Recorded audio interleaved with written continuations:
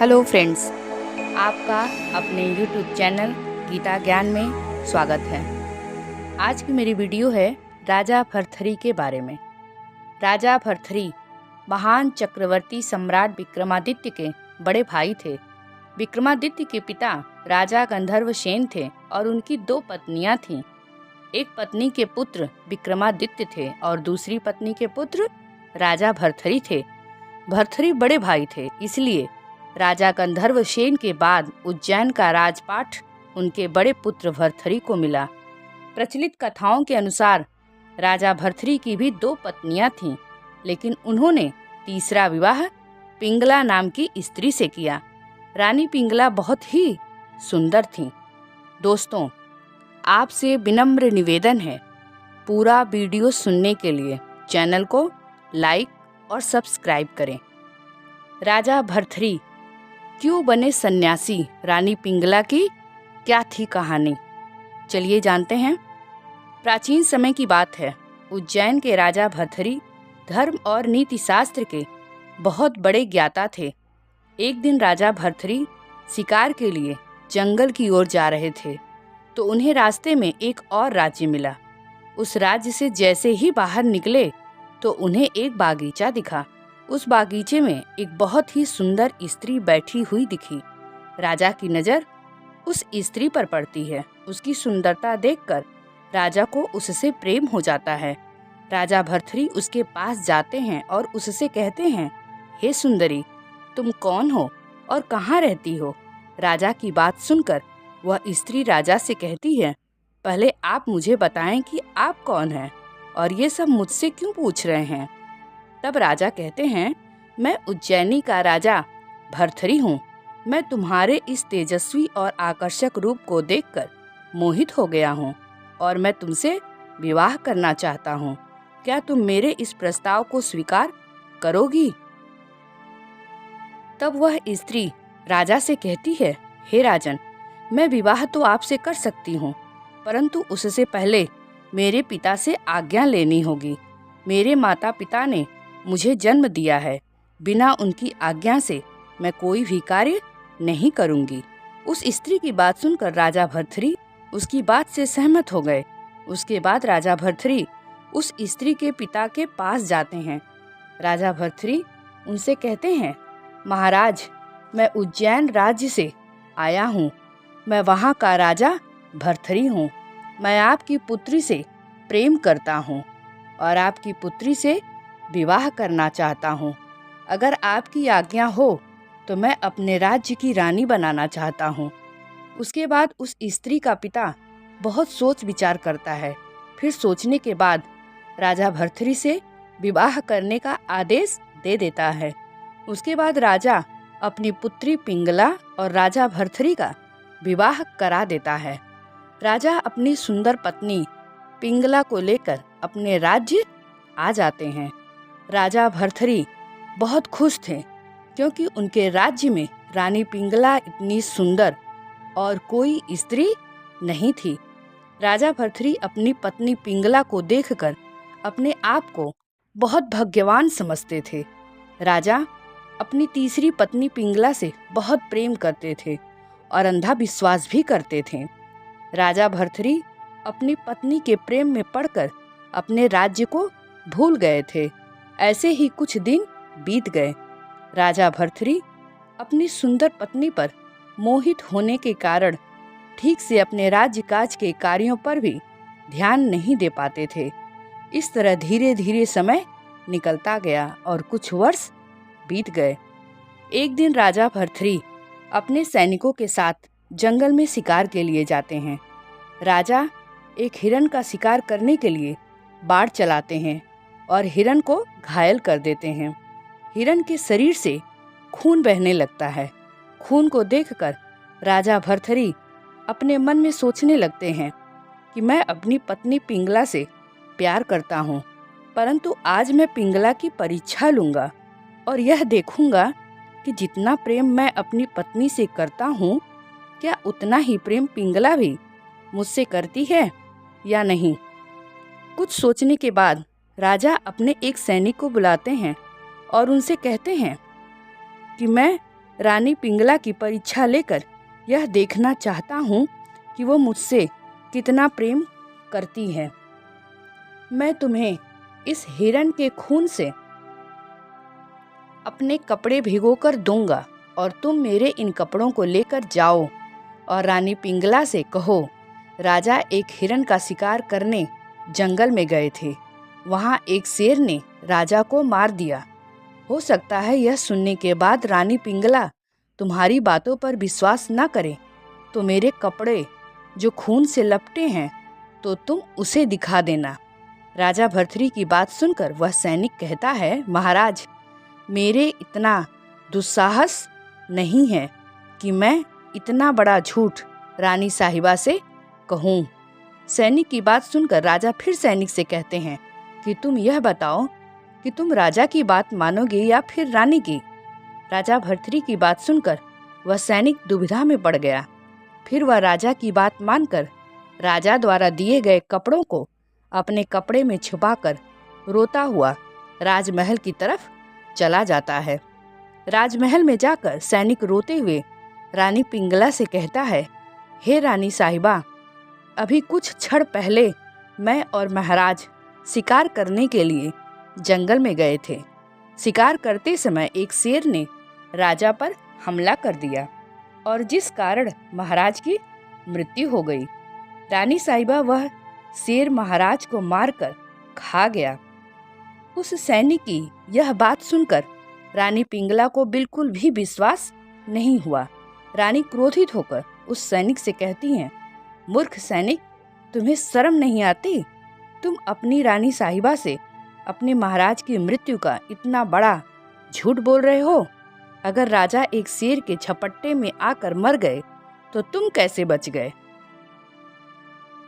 वह सैनिक भयभीत होकर कांपने लगा और रानी साहिबा से कहता है, हे रानी साहिबा, जिस समय उस शेर ने महाराज पर आक्रमण किया था, उस समय मैं वृक्ष पर चढ़कर अपने प्राण बचाए। किसी तरह से अपने प्राण बचाकर मैं महल तक पहुंचा हूँ। ये बात सुनकर भी रानी पिंगला को विश्वास नहीं हुआ। उसके बाद सैनिक राजा के खून से सने कपड़े रानी पिंगला को दिखाते हुए कहता है, हे रानी साहिबा, अगर आपको अभी भी विश्वास मुझ पर नहीं हो रहा है तो आप महाराज के खून से सने कपड़े देख लीजिए। महारानी पिंगला ने जैसे ही महाराज के खून से सने हुए कपड़े देखे तो उन्हें महाराज के मरने का विश्वास हो गया और उसी क्षण अपने पति के मरने के सदमे से रानी पिंगला की भी मौत हो गई। दूसरे दिन जब राजा भर्तृहरि अपने महल में वापस आते हैं तो महल में उनकी सबसे प्रिय रानी मरी हुई मिलती है। राजा अपनी पत्नी की मृत्यु होने पर सोचने लगते हैं कि मेरी पत्नी कितनी अच्छी थी और मुझसे कितना प्रेम करती थी। काश मैं अपनी मृत्यु की झूठी खबर ना दी होती तो रानी आज जिंदा होती। मेरे एक छोटे से झूठ के कारण मेरी पत्नी ने अपनी जान दे दी। धन्य है ऐसी पतिव्रता पत्नी। राजा अपनी पत्नी की लाश के पास बैठकर रोने लगा। जब राजा रानी के दुख के कारण रो रहा था तब उसे समझ नहीं आ रहा था कि वो क्या करे। तभी वहाँ एक तपस्वी गुरु गोरखनाथ जी का आगमन हो गया। गुरु गोरखनाथ जी अपना कमंडल तेजी से फेंकते हैं और पूछते हैं, हे राजन, तुम क्यों रो रहे हो? तब राजा साधु महाराज जी से कहते हैं, मैं अपनी पत्नी की परीक्षा लेना चाह रहा था कि जितना प्रेम मैं उससे करता हूँ क्या वो भी मुझसे उतना ही प्रेम करती है। इसके चलते मैंने एक छोटा सा झूठ बोला था और उस झूठ के कारण मेरी पत्नी ने अपने प्राण ही त्याग दिए। अब मैं अपनी पत्नी की पतिव्रता को देखकर रो रहा हूँ। गुरु गोरखनाथ जी कहते हैं, अब इनकी मृत्यु का शोक करने का कोई फायदा नहीं है। अपने कमंडल की ओर इशारा करते हुए कहते हैं, देखो राजन, यह मेरा कमंडल है, पहले जैसा नहीं बन सकता। इसी प्रकार अब तुम्हारी रानी जिंदा नहीं हो सकती। राजा गोरखनाथ जी से कहते हैं, गुरुजी, आप कुछ भी करें, आप मेरी रानी को जीवित कर सकते हैं। तब गोरखनाथ जी कहते हैं, मैं तुम्हारी पत्नी को जिंदा कर सकता हूँ, परंतु मेरी एक शर्त है। राजा जी ने जैसे ही यह बात सुनी कि साधु महाराज मेरी पत्नी को जिंदा कर सकते हैं, उसी समय राजा उनके चरणों में गिर गए और कहने लगे, आप मेरे सब कुछ हैं, आपका एहसान मैं जिंदगी भर नहीं भूलूंगा। तब गोरखनाथ जी कहते हैं, मेरी शर्त ये है, अगर आपके राज्य में कोई भी व्यक्ति मेरा कमंडल फिर से वैसा ही बना दे जैसा था, तो मैं तुम्हारी पत्नी को जीवित कर दूंगा। राजा जैसे ही ये बात सुनते हैं, वह अपने राज्य में सभी कारीगरों को बुलाते हैं और गुरु जी का कमंडल ठीक करने का आदेश देते हैं और कहते हैं, जो भी गुरु जी का कमंडल फिर से बनाएगा उसे मैं अपने राज्य का आधा हिस्सा दे दूंगा।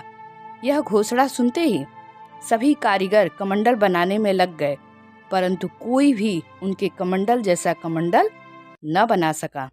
तब राजा ने गुरु गोरखनाथ जी से माफ़ी मांगी और बोले, मैं तो आपके काम में विफल रहा, पर आप मेरी पत्नी को जिंदा कर दीजिए। मैं जिंदगी भर आपका एहसान नहीं भूलूंगा। बार बार विनती करने पर गुरु गोरखनाथ जी राजा की पत्नी को फिर से जीवित कर दिए और फिर अंतर्ध्यान हो गए। अब राजा अपनी पत्नी को जीवित देखकर बहुत खुश हुआ और पहले से भी ज़्यादा अपनी पत्नी से प्रेम और उस पर विश्वास करने लगा। अपनी पत्नी के प्रेम में वो इतना खो गया कि अपने राजकाज का सारा काम छोड़ दिया। राजा भर्तृहरि का एक छोटा भाई था जिसका नाम विक्रमादित्य था।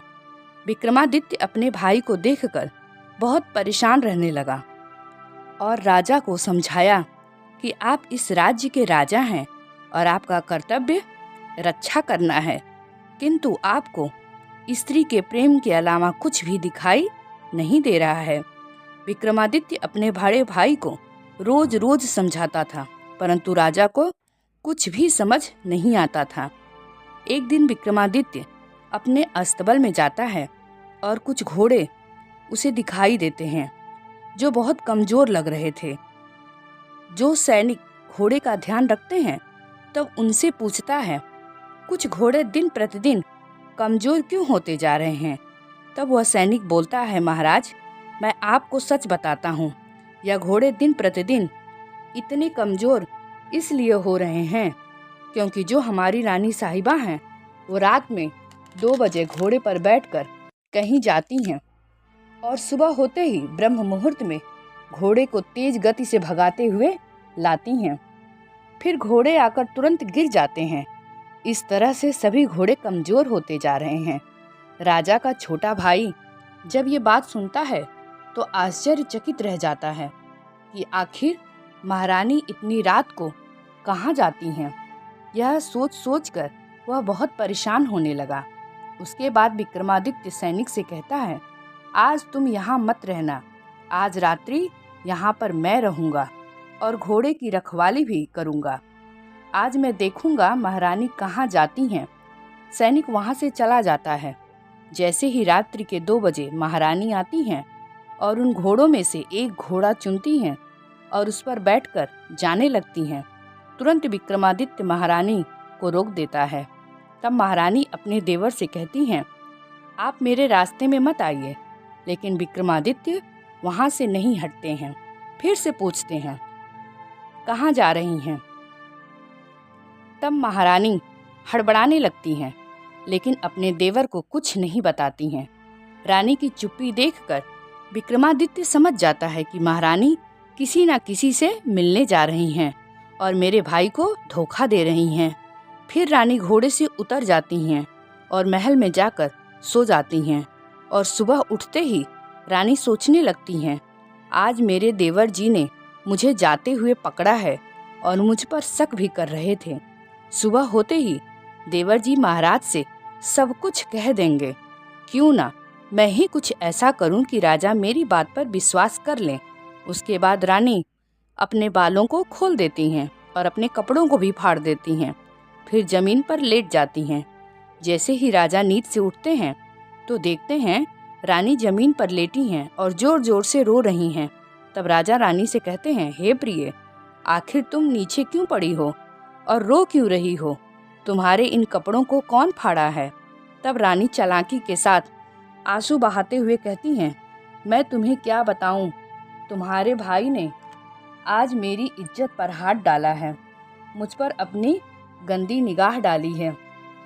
राजा को महारानी पर विश्वास हो जाता है और तुरंत अपने भाई विक्रमादित्य को बुलाता है और उसे जोर जोर से डांटने लगता है। फिर राजा अपने छोटे भाई से कहता है, आज तुमने माँ समान भाभी के साथ बहुत गलत किया है। मैं तुम्हें सजा देता हूँ कि तुम इस राज्य से दूर चले जाओ और पूरा जीवन इस राज्य में वापस मत आना। विक्रमादित्य जब यह आदेश सुनता है तो वह राज्य से दूर चला जाता है, परंतु जाते जाते विक्रमादित्य अपने बड़े भाई से कहता है, मैं तो जा रहा हूँ, पर जाने से पहले मैं आपको एक बात बताना चाहता हूँ। आप जो अपनी पतिव्रता पत्नी पर विश्वास कर रहे हो, इससे बच कर रहना। इतना कहकर विक्रमादित्य चला जाता है। विक्रमादित्य के जाने के बाद रानी खुश हो जाती हैं। अब रानी को किसी प्रकार का भय नहीं था। उसी रात रानी उस पुरुष से मिलने जाती हैं जिससे वो मिलने पहले जाया करती थी। उस पुरुष से मिलकर रानी कहने लगी, अब मैं रोज जंगल नहीं आ पाऊंगी और तुम भी रोज मुझसे मिलने मत आया करो। तुम राजमहल आओ, वहाँ पर राजा से नौकरी मांगना, फिर हम दोनों राजमहल में रोज मिला करेंगे। ऐसा कहकर रानी महल से वापस आ गईं और फिर जैसे ही सुबह होती है, रानी का वह प्रेमी राजमहल आ जाता है और राजा भर्तृहरि से निवेदन करने लगता है कि हे राजन, मैं राज्य के पास से आया हूँ और मेरे घर में एक बूढ़ी माँ है, मुझे कुछ काम नहीं मिल पा रहा है। आप मेरी मदद कर देते तो मैं अपनी माँ की देखभाल अच्छे से कर पाता। रानी उसकी सारी बातें सुन रही थी और मन ही मन प्रसन्न हो रही थी। तब राजा भर्तृहरि उसकी ऐसी स्थिति सुनकर अपने महल में उसे रख लेते हैं। रानी के उस प्रेमी का नाम अश्वसेन था।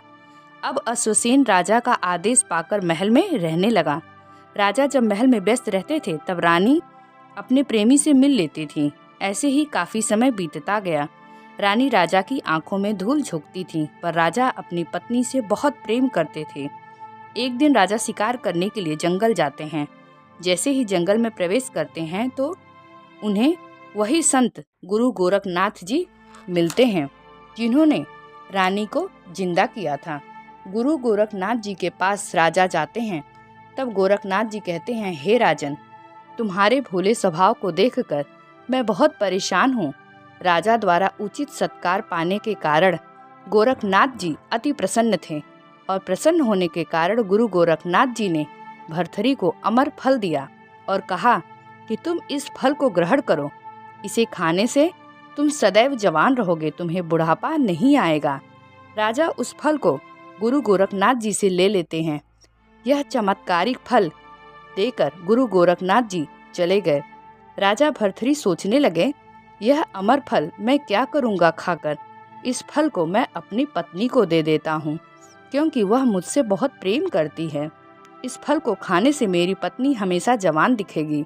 उसके बाद राजा वो फल महारानी को दे देते हैं और रानी पिंगला से कहते हैं, तुम इस फल को खाओ, तुम सदैव अमर रहोगी, तुम्हारी मृत्यु ही नहीं होगी। इतना कहकर वो फल राजा अपनी पत्नी को दे देता है और वहाँ से चला जाता है। रानी पिंगला राजा पर मोहित नहीं थी, बल्कि अश्वसेन पर मोहित थी।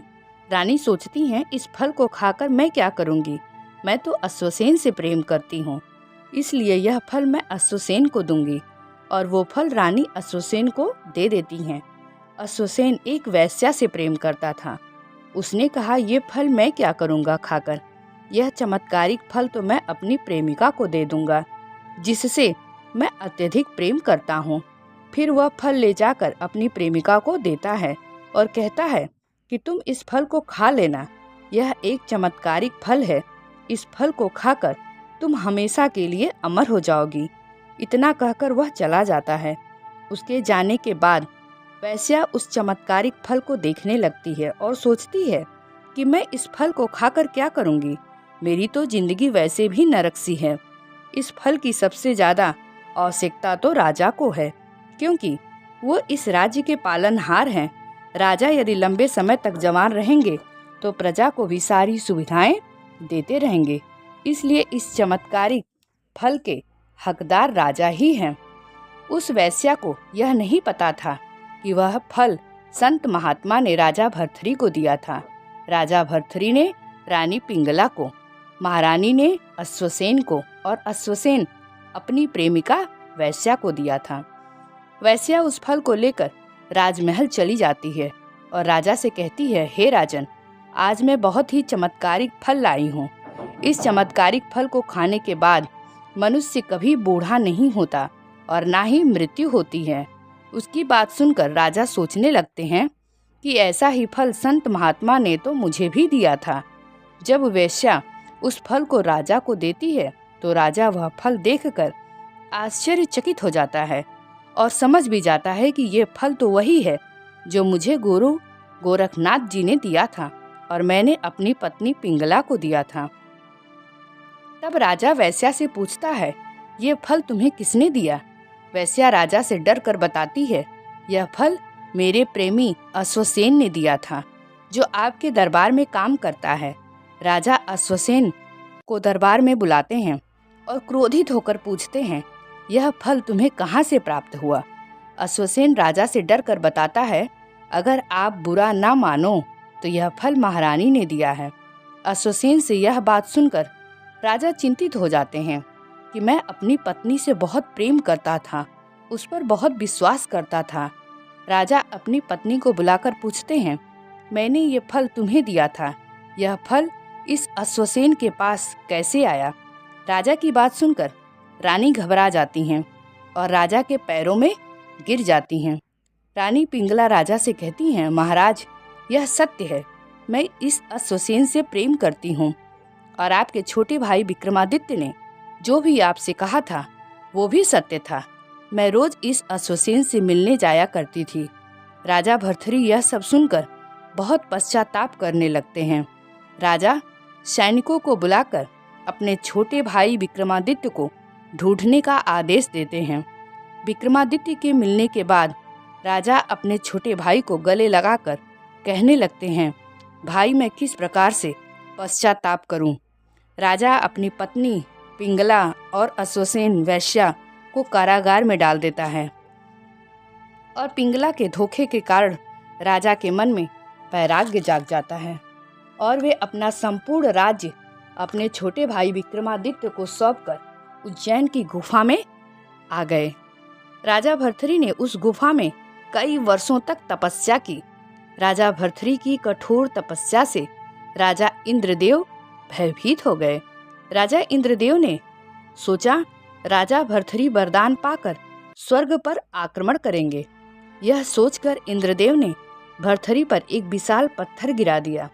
भर्तृहरि ने उस पत्थर को एक हाथ से रोक दिया और तपस्या में बैठे रहे। इस प्रकार कई वर्ष तक तपस्या करने से उस पत्थर पर भर्तृहरि के पंजे का निशान बन गया। यह निशान आज भी भर्तृहरि की गुफा में राजा की प्रतिमा के ऊपर वाले पत्थर पर दिखाई देता है। कहा जाता है कि जब राजा गुरु गोरखनाथ जी के चरणों में चले गए और भिक्षा मांगकर भोजन करते थे, तब गोरखनाथ जी ने अपने शिष्यों से कहे, देखो, राजा होकर भी काम, क्रोध, लोभ और अहंकार को इसने जीत लिया है। गुरु गोरखनाथ जी से उनके शिष्य बोले, कैसे क्रोध और अहंकार को राजा ने जीत लिया है, इनकी परीक्षा लेनी चाहिए। तब गोरखनाथ जी ने राजा भर्तृहरि से कहा, जाओ जंगल में से लकड़ियां काट लाओ, और दूसरे शिष्यों से कहा, जब राजा लकड़ियां लेकर आए तो तुम लोग धक्का दे देना। शिष्यों ने राजा भर्तृहरि को धक्का दे दिया। राजा गिर गए और लकड़ियां भी गिर गईं। राजा के चेहरे पर सिकन तक नहीं आई। तब गुरु गोरखनाथ जी ने कहा, देखो, राजा भर्तृहरि ने अपने अहंकार को जीत लिया है। उम्मीद है ये वीडियो आपको अच्छी लगी होगी। मिलती हूँ आपको अपने अगले वीडियो में। तब तक के लिए धन्यवाद।